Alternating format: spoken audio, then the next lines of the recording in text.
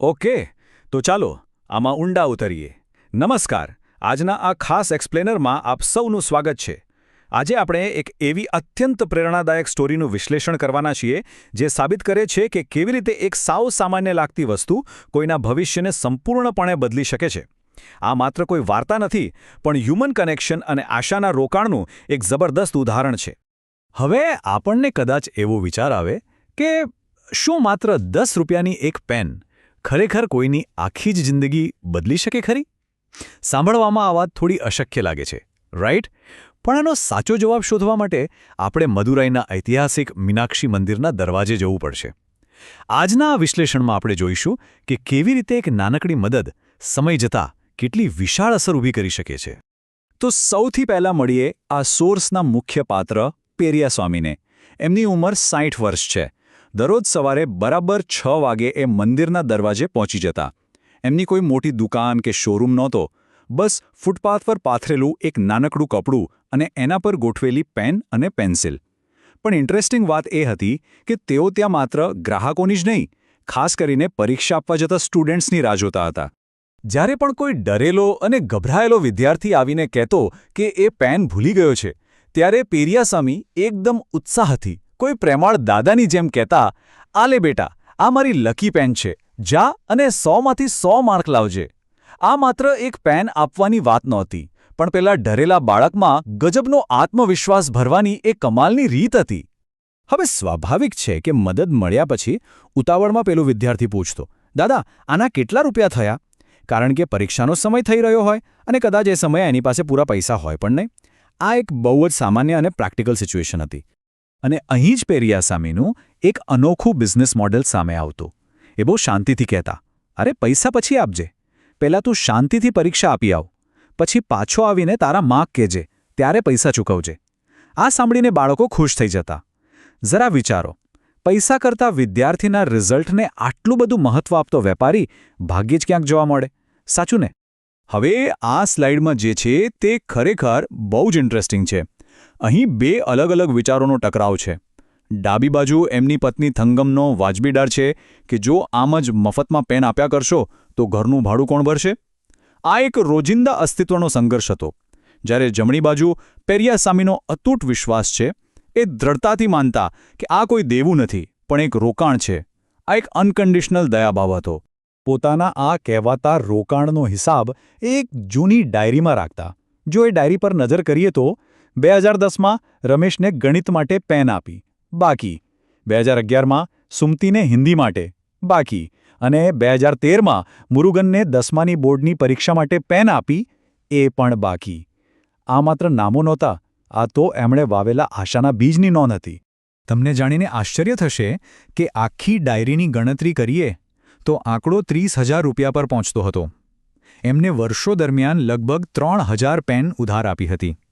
એક ગરીબ ફૂટપાથના વેપારી માટે 30,000 રૂપિયા જવા દેવા એ બહુ મોટો આર્થિક ફટકો કહેવાય. છતાં એમના મનમાં શ્રદ્ધા હતી કે એક દિવસ આ રોકાણ પાછું ચોક્કસ આવશે. ચાલો હવે જોઈએ કે આ વાર્તા આગળ ક્યાં જાય છે. 20 વર્ષ પસાર થઈ ગયા. પેરિયાસ્વામી હવે 80 વર્ષના વૃદ્ધ થઈ ગયા છે. અને સૌથી મોટી મુશ્કેલી એ છે કે આજના આ આધુનિક ઓનલાઈન જમાનામાં એમનો ફૂટપાથનો ધંધો સાવ ઠપ થઈ ગયો છે. તેઓ શારીરિક અને આર્થિક બંને રીતે તૂટી ગયા છે. અને ત્યારે જ એક સવારે એક નાટકીય વળાંક આવે છે. મંદિરના દરવાજે અચાનક એક મોટી લક્ઝરી કાર આવીને ઊભી રહે છે. અંદરથી એક 25 વર્ષનો સૂટ બૂટવાળો માણસ ઉતરે છે. સીધો પેરિયાસ્વામી પાસે જઈને પગે લાગે છે અને કહે છે, "દાદા, 18 વર્ષ પહેલાં મારી 10માની પરીક્ષા હતી. મારી પેન તૂટી ગઈ હતી અને તમે મને તમારી લકી પેન આપી હતી. કલ્પના કરો એ દ્રશ્યની." એ માણસે પોતાની ઓળખ આપી. આ બીજું કોઈ નહીં પણ એ જ મુરુગન હતો જેનું નામ આપણે 2013ની ડાયરીમાં જોયું હતું. એણે ગર્વથી કહ્યું કે, "દાદા, મેં એ પેનથી જ પરીક્ષા આપી. હું પાસ થયો અને આજે મારી પોતાની સોફ્ટવેર કંપની છે, પેન્ના ટેકનોલોજીસ." જસ્ટ વિચારો, 18 વર્ષ પહેલાંની એક પેનથી આજે એક સક્સેસફુલ સોફ્ટવેર સીઈઓ તૈયાર થઈ ગયો હતો. આખી સિચ્યુએશન એકદમ ઇમોશનલ થઈ ગઈ હતી. એમની પત્ની થંગમ પણ આ બધું સાંભળી રહી હતી. મુરુગને પોતાના ખિસ્સામાંથી એક કવર કાઢ્યું અને કહ્યું, "દાદા, તે દિવસે મારે તમને 10 રૂપિયા આપવાના હતા. આજે હું એ વ્યાજ સાથે પાછા આપું છું." 18 વર્ષ જૂનું એ અદૃશ્ય દેવું ચૂકવવાનો ઐતિહાસિક સમય આવી ગયો હતો. તો અહીં સૌથી મહત્વનો મુદ્દો એ છે કે એ કવરમાં રકમ કેટલી હતી? આંકડો સાંભળીને તમે દંગ રહી જશો. પૂરા 10 લાખ રૂપિયા. આ દર્શાવે છે કે મુરુગના જીવનમાં એ 10 રૂપિયાની પેન અને એ સમયે મળેલી આશાનું મૂલ્ય કેટલું મોટું હતું. આ કોઈ સામાન્ય વળતર નહોતું. જ્યારે પેરિયાસામીએ ધ્રુજતા હાથે આટલી મોટી રકમ લેવાની ના પાડી, ત્યારે મુરુગને એક બહુ જ પાવરફુલ વાત કહી. એણે કહ્યું, દાદા, આ પૈસા નથી, આ તમારું રોકાણ છે, જે નફા સાથે પાછું આવ્યું છે. અને બસ આ જ શબ્દોએ પેરિયાસામીના એ વર્ષો જૂના વિશ્વાસને 100% સાચો સાબિત કરી દીધો. અને વાત અહીં જ પૂરી નથી થતી. બીજા દિવસે તો છાપામાં આ સમાચાર આવી ગયા અને પછી જે બટરફ્લાય ઇફેક્ટ શરૂ થઈને સુમતી પાછી આવી, જે હવે હિન્દીની શિક્ષિકા બની ગઈ હતી. રમેશ ઓડિટર બનીને પાછો આવ્યો. એક જ અઠવાડિયામાં તો ડોક્ટરો, એન્જિનિયરો અને મોટા ઓફિસરોની ત્યાં લાઈન લાગી ગઈ. ડાયરીના પાના જાણે જીવંત થઈ ગયા. આ આંકડો બહુ જ મોટો છે. ડાયરીમાં ભલે માત્ર 30,000 રૂપિયાનું દેવું હતું, પણ આજે એ સફળ વિદ્યાર્થીઓ દ્વારા જે આદર અને ભેટ-સોગાદો પાછા આવ્યા હતા, એની ટોટલ વેલ્યુ 3 કરોડ રૂપિયાથી પણ વધારે હતી. સાધારણ આર્થિક જોખમ સામે આટલું મોટું વળતર અને ક્યારેય ન માપી શકાય એવું સન્માન. અને આ વાત બહુ સુંદર રીતે દર્શાવે છે કે પેરિયાસામીનો વિચાર કેટલો મહાન હતો. એમણે રડતા રડતા પોતાની પત્નીને કહ્યું, જો થંગમ, આ કોઈ દેવું નહોતું, આ તો બીજ હતા જે મેં વાવ્યા હતા, અને આજે જો એ એક મોટું જંગલ બની ગયા છે. આ વાક્ય આખી વાર્તાનો અને આપણી આજની ચર્ચાનો સૌથી મજબૂત સાર છે. હવે આ એક્સપ્લેનરનો અંત એનાથી પણ વધુ સુંદર છે.